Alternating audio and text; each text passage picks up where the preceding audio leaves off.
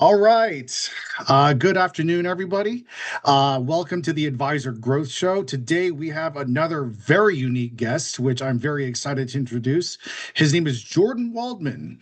Um, I got to say, today's guest, Jordan, sits at a very unique intersection with a background in physics, software engineering, aging, and mortgage strategy.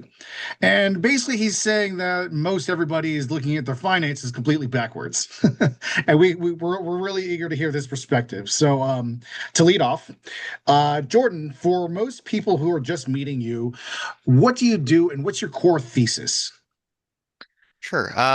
I'm a certified liability advisor. You can think of it kind of like a crossbreed between a financial advisor and a loan officer. So I'm not looking at the long-term investments. I'm not looking at the ways you park your money on the stock market. I'm looking at your biggest asset, kind of the starting asset for most people, and also their biggest liability. Most people sign up for a 30-year mortgage, a big debt, and it becomes an earmarked fund that they have to pay every month over month. And so we check to make sure that those debt strategies are in alignment with your short and long-term goals. Okay, it's a great one. Okay, good to know. There's it's almost like a twofer when people are starting to really make it in the world financially. Hmm. Okay, so now I got my next question for you here, and this one goes into a bit of a gray area, but I think that you could provide some good insight here. Why do you think that most people focus on assets, but they ignore liabilities? It's a good question. I think that we look at assets as kind of our retirement strategy. It's the ability to sort of have freedom, right? It's money is freedom. It frees up time. It frees up the ability to purchase things that you want, do and have experiences that you want. So a lot of people focus on that side. Um, Meanwhile, kind of their debt strategies tend to snowball and slowly get away from them, which makes that focus on that long-term wealth building strategy harder. Um, and so by not focusing on the debt in that same way, it's a big aspect of what they're missing on their holistic financial strategy. Um, and debt in and of itself is not necessarily a bad thing. It is leverage. You can take a small asset and leverage yourself into a larger position if you're doing it strategically. But if you're doing it poorly, it's going to prevent you from getting that house you want, retiring in a reasonable manner, or if at all. So the proper strategy can really change your trajectory. Yeah, I definitely agree with you on that. I think that there's an ocean of difference between taking out a smart business loan or maxing out your credit card to get bottle service at a nightclub. For sure. Okay, that's great. That's great insight there. Okay, so now I pointed this out when I was opening the show just now, but I think it really uh, the people's interest to drive the point home again. You've got one of the most unique backgrounds I've seen: physics, engineering, and gerontology. What's the through line there that brought you to where you are today? Yeah, if you look at my background, I kind of ping-ponged all over the place. I was a little bit in everything. So I kind of started with an applied physics degree. I loved the mathematics behind it. Thought that Okay. was what I was going to do. Ended up going into the programming space because there was a lot of overlap there. I was working for a naval contractor at the time, helping them kind of run some of their AI systems for um, flight paths, basically, for airplanes. Um, Hated what I was doing. Hated waking up in the dark, going to a windowless room to stare at a computer screen all day, and um, finishing by the time the sun had gone down. So I jumped out of that, ended up back in the family business, which was a mobile personal training company. And we, through the analysis that we did, found out that a lot of the people we were working with were seniors. So that ended up pushing me into getting a gerontology degree so we could better help our clients.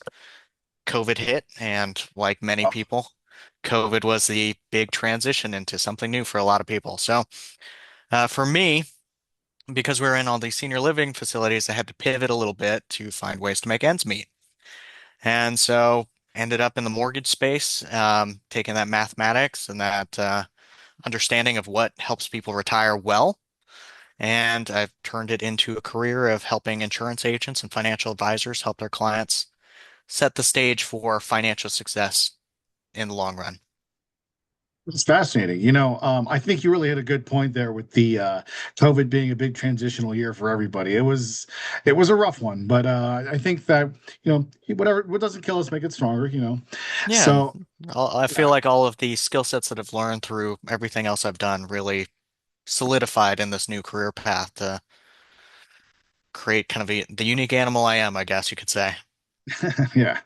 Well, to be fair, the numbers part of your prior career parts probably really do help you out in what you're currently doing. There's no denying that. Okay, so let's break it down bit by bit though. So what does a physicist see in a mortgage that the average borrower completely misses?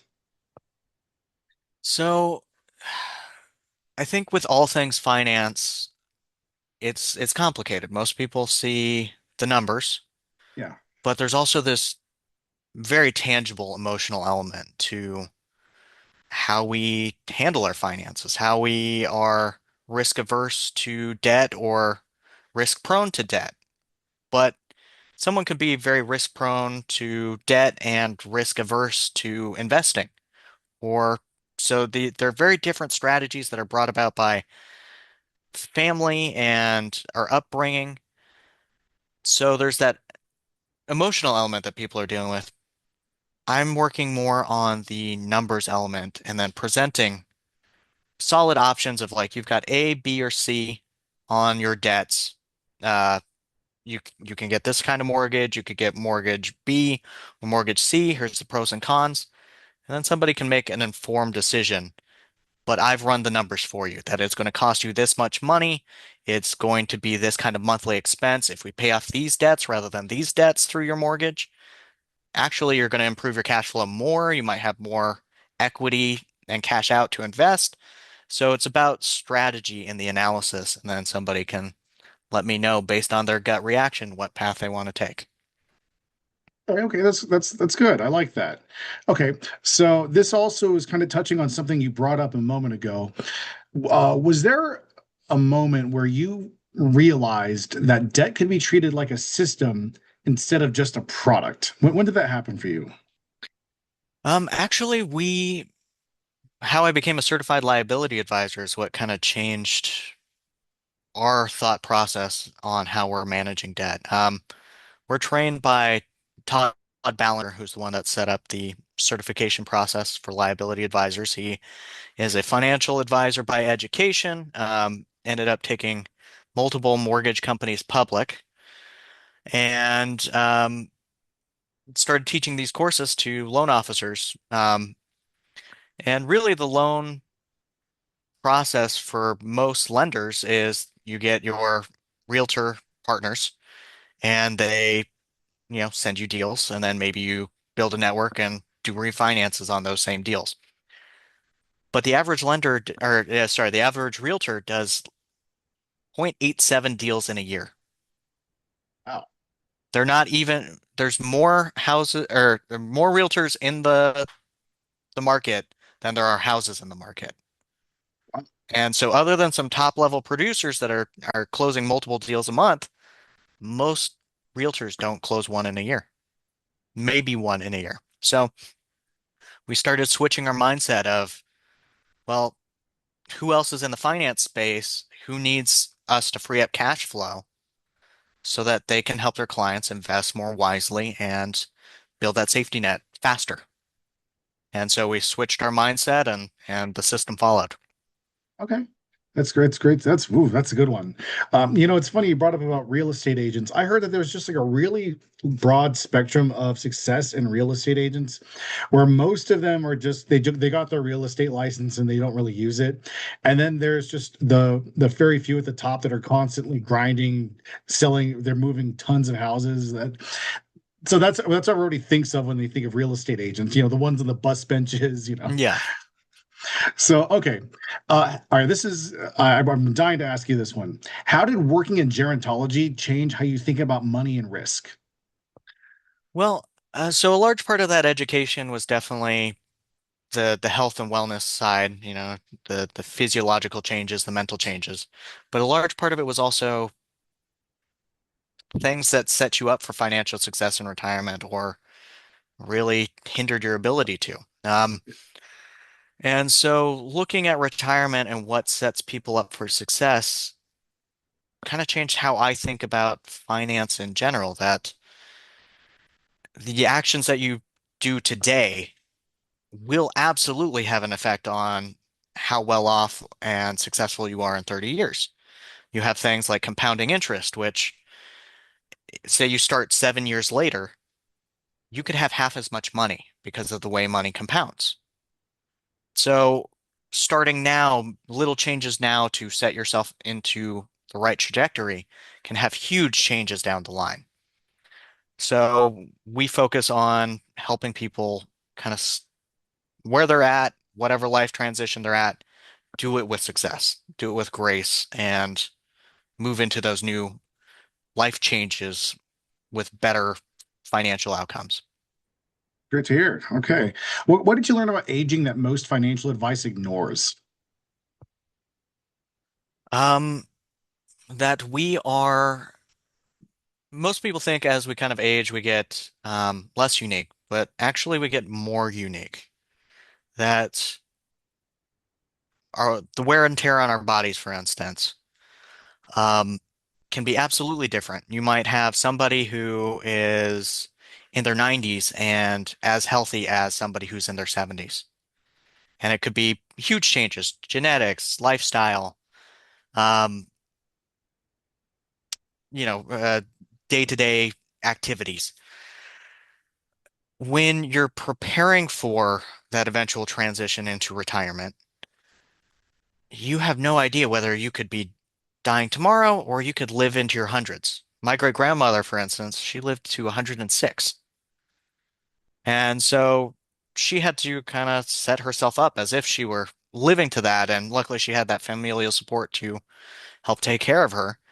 Um, so when we are helping people look at their finances, we want to make sure that you are setting yourself up for legacy success, that you are taking care of your needs as well as your inheritance and generations beyond you.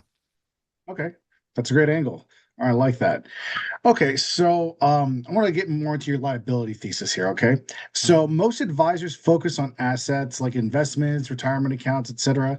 You tend to focus on liabilities. Why is that?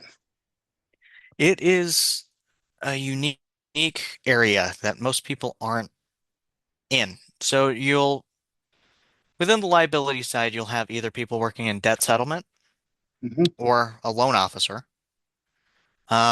maybe business lending, right? You've got those big overarching, but they've kind of niched down. But no one's taking a holistic approach looking at your strategy now and reconciling it with the strategy of investments that you might be doing. So in looking at that holistic picture, we're taking care of your credit card debt. We're taking care of that student loans. If you've got medical debt, we have solutions for you. If you've got a mortgage strategy, are you sticking with a 30-year mortgage?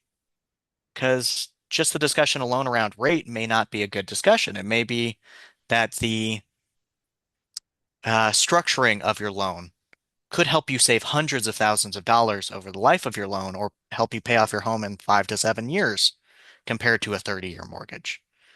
Strategy can be a huge, substantial difference in the debt maintenance and monthly cash flow that you have to set aside to just keep a roof over your head or just keep your lights on. Okay, so that's really great. What is a certified liability advisor in practical terms for the audience? In practical terms, I help you go from potentially keeping your head just barely afloat or you're drowning to having freed up cash flow that could be used in better ways. Okay, I take your debt strategies, your credit card bills, medical debt, student loans, your mortgage, and I help you find cash flow almost immediately or liquidity that you can be using elsewhere. okay. If someone said, "Are you giving me advice or just selling me a loan?" How would you answer that?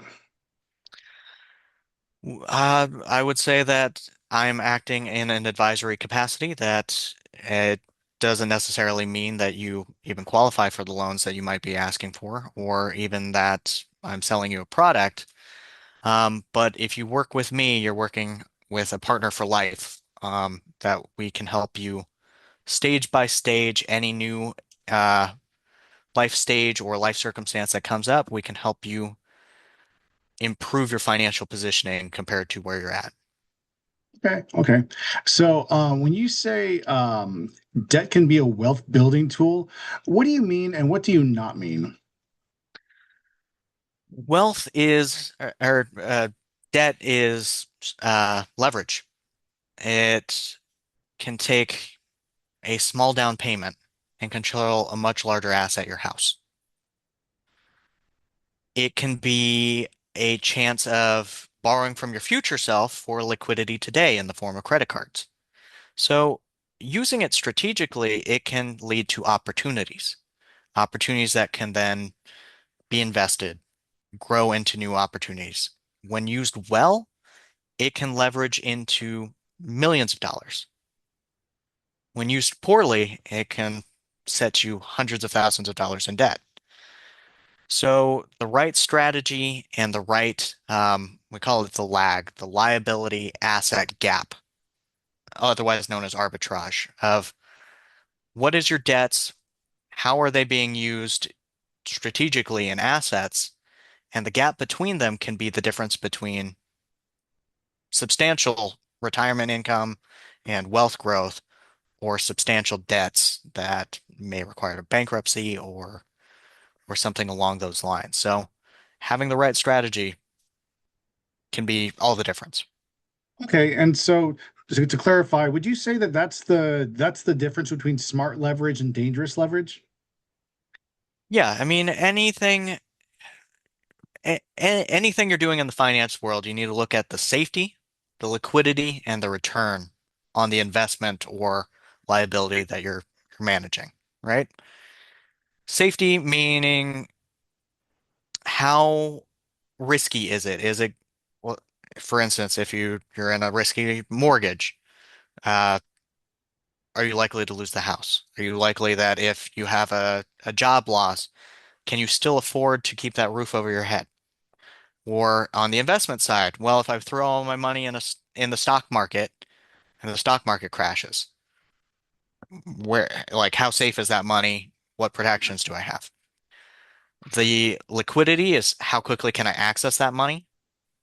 A mortgage is going to take 2 to 4 months or 1 to 2 months. A checking account, right? It's immediately liquid, but it doesn't give you a good return on that investment. And so that's the final piece that everyone should look at, whether pulling debt or investing, is what is the rate of return? Am I getting a nice 10% rate on my investments, but have a 20% rate on my credit cards? It might make sense to pay off my credit cards because that money saved can then be reinvested and grow my wealth. Okay, okay, I like it. Okay, so let's go to the strategy breakdown. All right. So explain a first position HELOC like I've never heard of it before. So a first position HELOC, you might have heard of HELOCs, usually their second position. So you've got your first position, standard 30-year mortgage, and then you've got this line of credit attached to your equity on your property. It's kind of like, in some ways, using a credit card that's attached to your property, but the access to that credit card is for a short time, usually about 5 years, some 10 or more, um, that you can borrow from, and then there's usually an amortization period after a certain number of years. So if you borrow 100,000, you pay it down to 70,000 before the amortization period starts. Then you only have an amortizing schedule on that 70,000. A first position removes that standard 30-year amortizing loan and replaces it with a HELOC, so that line of credit. So it increases liquidity for those that are um, financially astute. You can potentially pay it off faster, depending on how you're utilizing it, but it's certainly not for everybody. It's certainly not. a good strategy for everyone that maybe needs a really fixed number. But as you're paying it off, your monthly payments also decrease. So it can be a very valid strategy to accelerate the payoff of one's home if used properly. Okay. So I got a follow-up for that. What's the difference between, say, a traditional mortgage, a HELOC, and a first lien HELOC? So once again, a standard 30-year mortgage is basically what everyone's known and used to. It is your grandfather's loan. It's been around since the Great Depression, helping people finance homes. Um, but here's sort of the problem with it is that it's great if you need very fixed payments and you need kind of a consistent strategy. But for the most part, the first 5 years, 82% of your payments are going just to interest.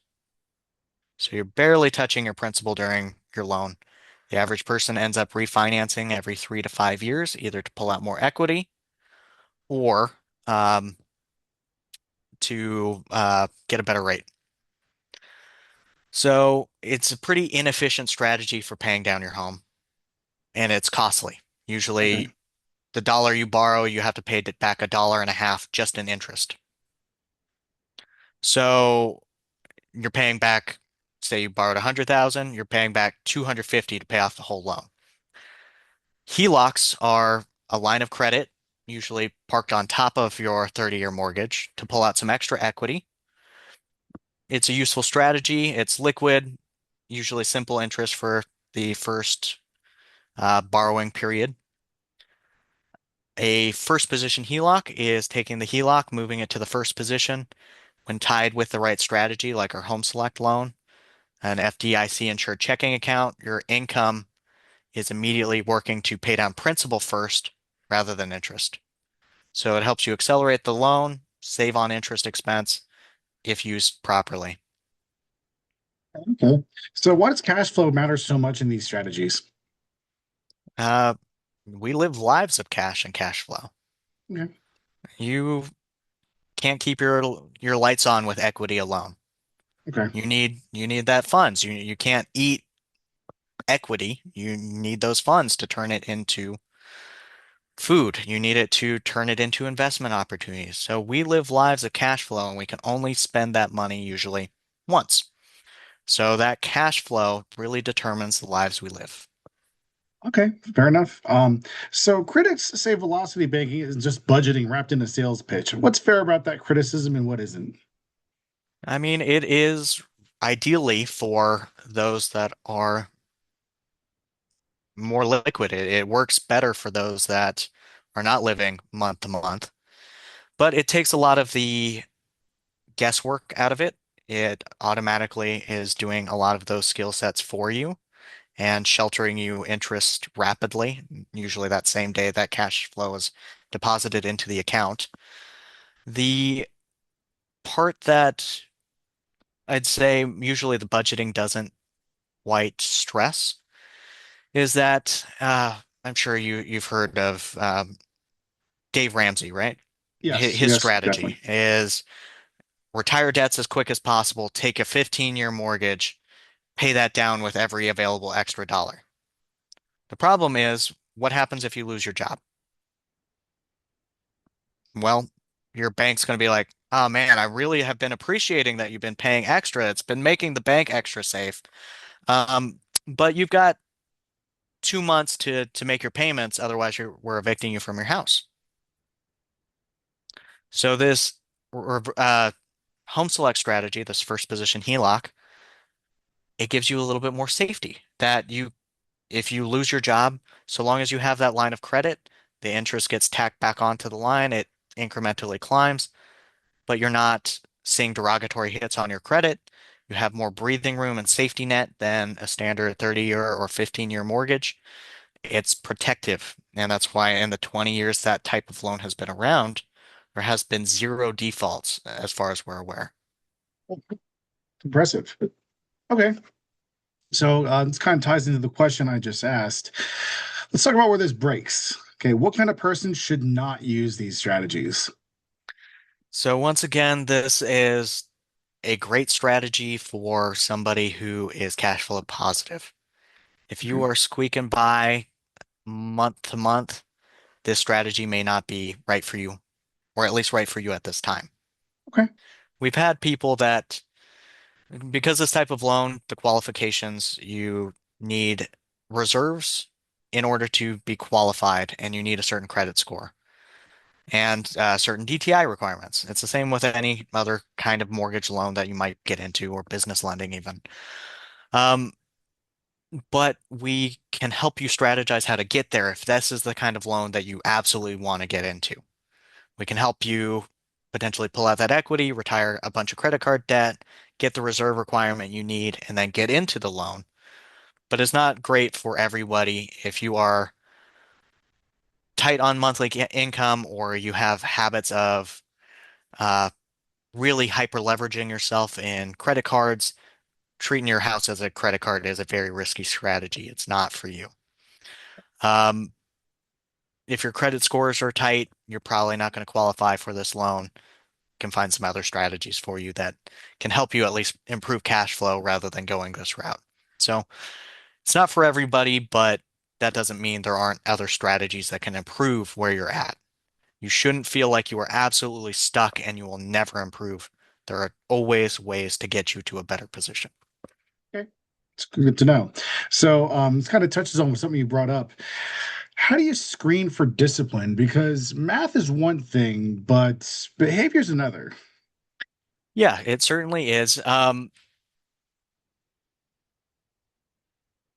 So there's certainly qualified borrowers that on paper they look good. They've got 700 FICO scores, their debt to income ratios are fairly low, um, and they're making decent cash flow, right? But for instance, we have a doctor. He's making close to $500,000 a year in his profession. Every year he comes back to us with about 100,000 more in credit card debt, and he keeps leveraging his equity in his property to help him pay that off. Ouch. He's not the ideal client for this kind of strategy, probably, unless we change some of his behaviors. But, I'm here in an advisory role. I'm not here to micromanage your finances for you. Right. So it's partially, we tell them the risks, we tell them, the best ways to utilize this. We've had some people that get into the loan and they don't deposit all their income into it to make it work for them. And so it wasn't a valid strategy because they weren't paying down the loan. So we had to work on changing some behaviors, and suddenly it's become a very successful strategy for them again. But it's really person by person dependent, and we can give them the pros and cons, and then they have to ultimately make the decision for themselves. Okay, fair enough. So, this you brought up something earlier. I want to dig into it a little bit more. What happens if someone does start treating their HELOC like a credit card? Well, there is a certain limit to your credit card, right? Right. And so once you hit that limit, you can't borrow any more funds from it. Okay. So once again, that's fixed, and then you have a fixed monthly payment. Um, Usually that's why there's the reserve requirement that you have to have that availability that if you are in dire straits and need to get more on a fixed payment, you have that bandwidth to either refinance or sell the property if you need to get out of that situation. It's partially why there's been no defaults in this loan is that it gives you enough runway that you can find either a new job or fix your finances or sell the property before it becomes too much of an issue and you lose the house. Okay. Okay. So, say we're if rates were to spike or their income drops or housing softens, what happens to this model? Um, so it is a variable rate, so rates can go up, but usually if we were to compare apples to apples, the effective APR is very competitive comparatively because it's a simple interest loan rather than a compounding interest loan. And I won't Okay. get too deep into the math on how those are different. But to put it simply, compounding interest is kind of like you're paying interest on the interest you haven't paid yet. Okay. Simple interest is just purely on the balance, the interest rate, you aggregate it over the month, and that's your interest only payment. Everything else is going to pay down principal. So if the job changes and your cash flow gets really hindered, maybe you need to refinance. Maybe we need to look at a different strategy. But what's nice about it is you can accelerate or slow down the repayment as much as you need to. Um, because you have that flexibility, you can pivot. It gives you more financial flexibility to change into new roles or refinance if you need to. It gives you opportunities to find new strategies and solutions. Great. So I got to ask, what breaks first, the math or the behavior? The math is pretty consistent. The behavior usually changes. And it's not even so much like we can put you in a strategy and get you a good result, but it's not even necessarily your fault. It could be just the entropy of the universe. Your car breaks down. Well, if you don't have that safety net in savings, where are you going to put that money to make sure your car's working? Most people put it on a credit card, thinking, all right, first one shouldn't be an issue. I'll figure it out. I'll pay it down. And it's usually that it then happens a second time in the next year, and then a third time. Suddenly they look up and they're like, oh man, I've got 30 grand in credit card debt again, and I'm having trouble lowering that interest rate. I'm starting to feel like I'm going underwater. And so usually that's when we have to come in and help them straighten that out, figure out a better strategy, consolidate those debts, and free up cash flow again. So now I got some questions about personal risks and stuff, personal risks and ethics. hmm So is payment certainty underrated in personal finance?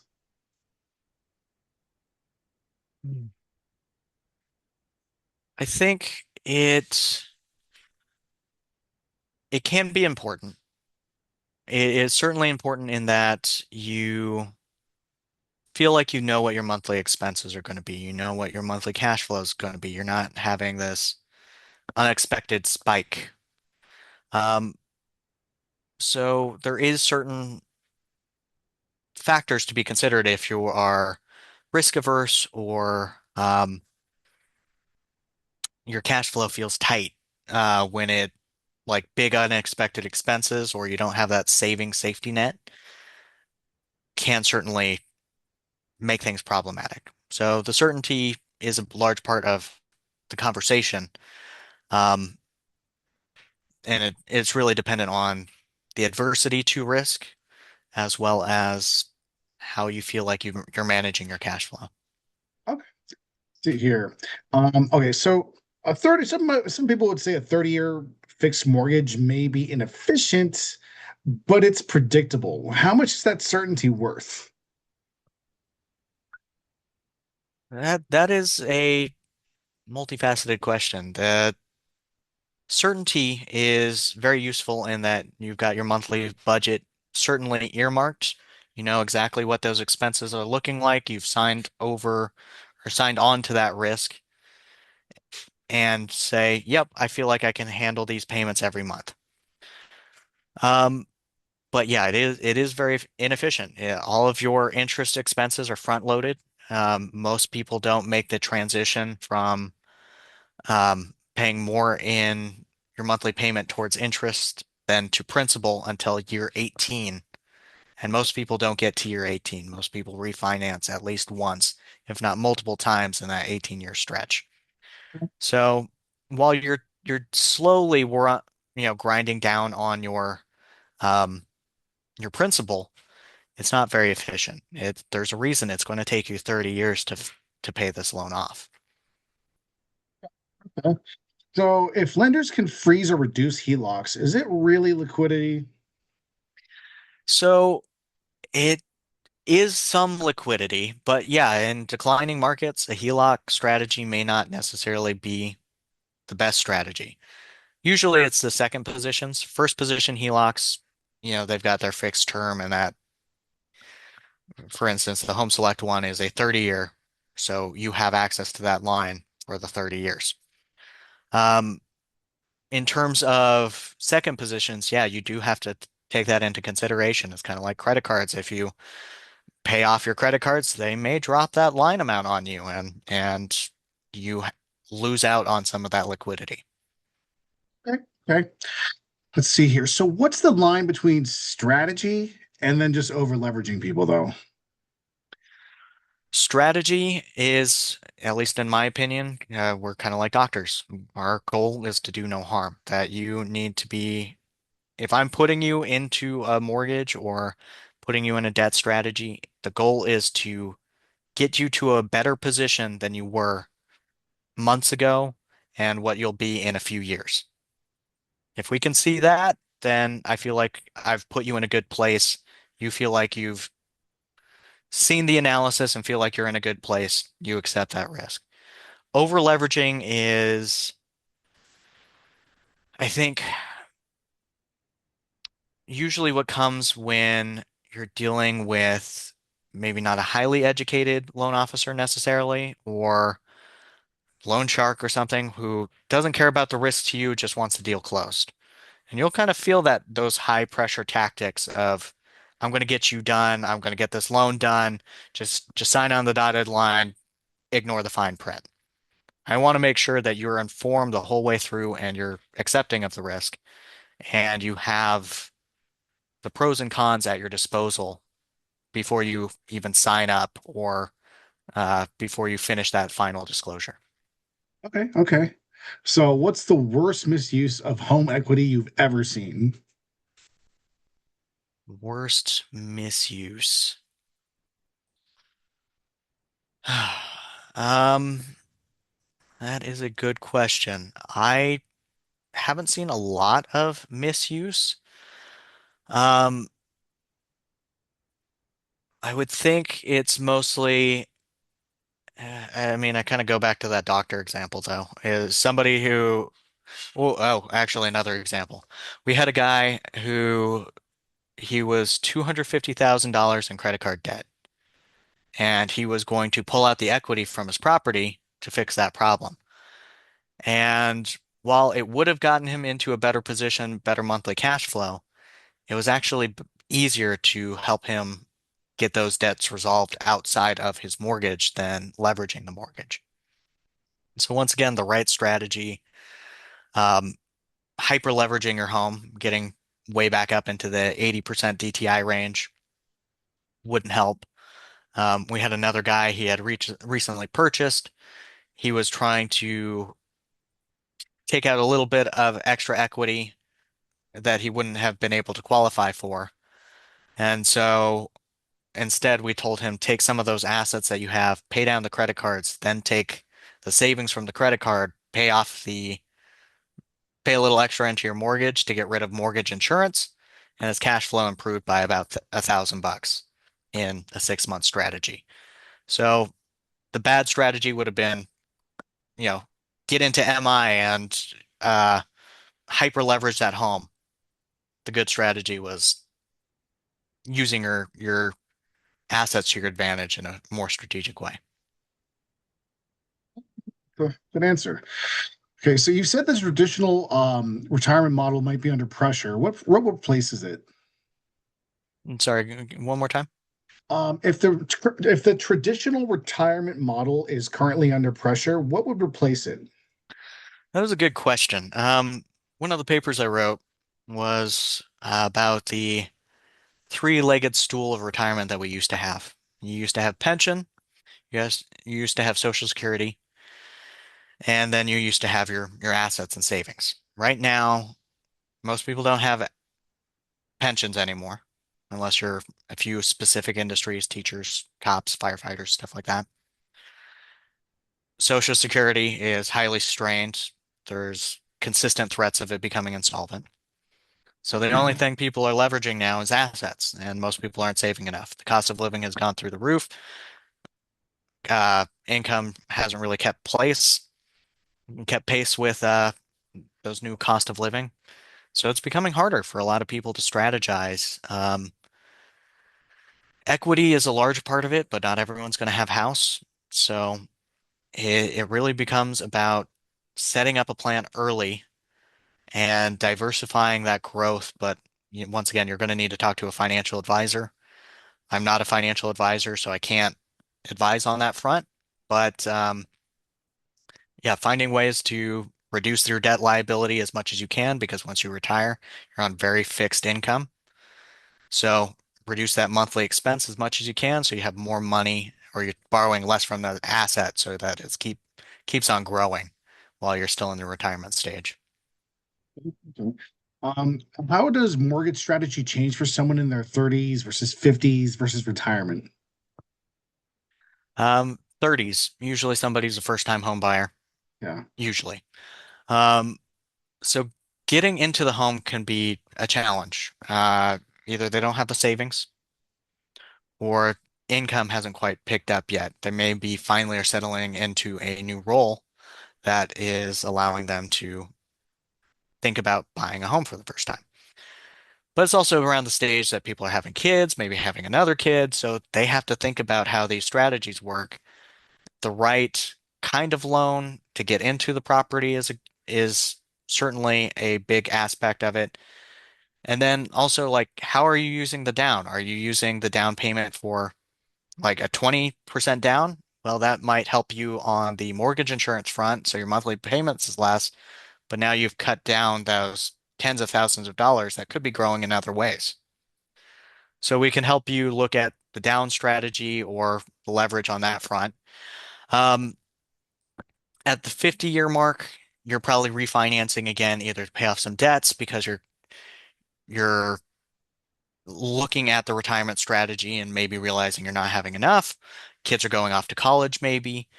Um, so leveraging your house in a smart way so that you're not re-extending the timeline to pay off, or at least freeing up cash flow that can be used to accelerate and grow your wealth is a must. Entering into retirement, you possibly built up substantial equity. How do you use it strategically without substantially increasing your monthly cash flow that once you enter into retirement, you're over leveraged because your monthly income usually cuts by at least 40% for most people. So the right strategy, the right kind of loan can make all the difference in either accelerating the payoff so you don't have that monthly payoff or reducing that monthly payment so that your fixed expenses aren't eating so much into your ability to live. How does let's see here. How does aging affect financial decision making in ways that people don't expect? Usually, aging wise, unexpected medical expenses become a big factor. You're looking at um, money a little differently depending on what life stage you're at. In your early 30s, you're thinking of kind of this unlimited potential that eventually you'll figure out your finances, start saving, prepare for retirement. And that slowly starts creeping away from you. You start hitting your 40s, your 50s, and you realize you haven't saved enough. You haven't been working early enough to put aside that retirement plan. Um, in your 60s, you're working on entering into retirement and thinking about, all right, do I have enough? Do I have um, enough month to month investment streams coming in, like income streams coming in that I can handle my expenses? So it's unexpected in that big life transitions can happen to you in very unexpected ways. You might get laid off in your early 60s and you're like, well, I thought I had at least another 5 years to be socking away money. I don't know if I'm going to get another job. So that maybe require a huge pivot in strategy. Okay. So what do older adults misunderstand about money later in life? I think the big part is that a lot of people don't realize how much their income is going to change. Okay. That the income often really drastically changes because you're now starting to, it's also a hard switch to go from I'm socking away all my money and assets for retirement to now I'm starting to use it daily and watching it dwindle away, and how to strategically decide which ones to pull from, what to pull from in a down market, what to pull from in an up market to make sure that money lasts me as long as possible. And that can Okay. be a huge mindset transition uh, between pre-retirement and post-retirement. See here, I saw my parents go through that. So, they're, I mean, don't get me wrong, they saved comfortably, but when you don't have the active spigot of money from your job coming in, it changes a Yeah, lot. it can feel a little stressful. Yeah.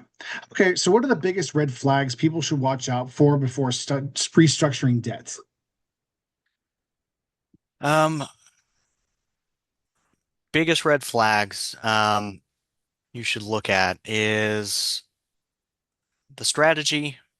I think the salesman, the like if you're getting that feeling that you're getting pushed hard into this and you don't feel like you have enough information, that's a time to pull back. Okay. You want to, because debt is one of those things that can snowball. It can really ruin your financial lunch, so to speak. Like it can disrupt cash flow. It can make it take decades to pay off a specific type of loan. So look at the rate of return or the rate on that loan. Look at the payment terms. Look at your monthly payment and how it might improve or decrease cash flow. And then definitely, if you feel like you're getting red flags, reconsider. Think about it again. Consult with another person. It could save you a lot of money. Okay. Let's see here. What's one question everyone should ask before touching their home equity? So I'm going to pivot a little bit and say the question that most people mistakenly ask is purely what's my rate? Because they're assuming that they're just going to get into another 30-year mortgage. What Mm, they should be asking is what's the structure? Because while rate is an important factor, yeah. it's really about question four in what you should be asking. Okay. Really, you want to be looking at what is the right product, because the right product could save you hundreds of thousands or cost you hundreds of thousands. Okay. Interesting. Okay. So, who is the ideal person for your strategy and who should avoid it completely? I think we were kind of touched on this before, but Really, the people that I work predominantly with are homeowners, but we can help anybody that's right up $6,000 or more in credit card debt. okay. Um, People that probably don't need my strategy are probably billionaires.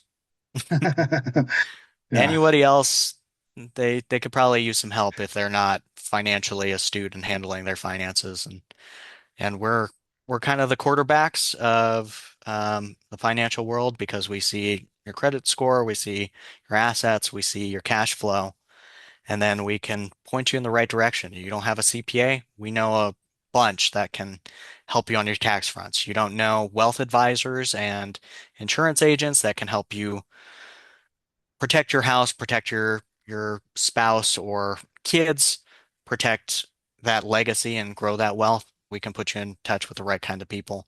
And then we make sure that on the debt strategy side, it's all working in tandem with everything you're trying to do.